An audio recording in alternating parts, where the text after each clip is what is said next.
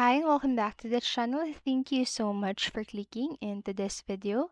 So in this video, I am going to teach you how to use club points in FIFA Mobile. So this process is actually quite simple, but make sure that you stay until the very end of this video so you won't miss an important step or information. And without further ado, let's get on it. So once you have enough club points, so you can use them to acquire founders players in the exchange.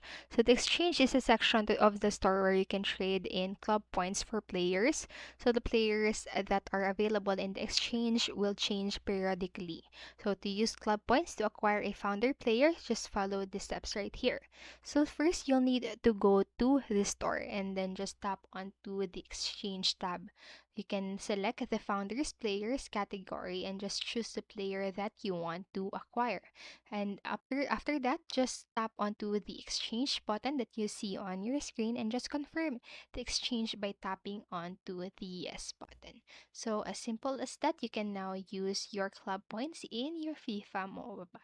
So I hope this video helped you, and if it did, please make sure to like, subscribe, and hit notification bell button so you won't miss a video.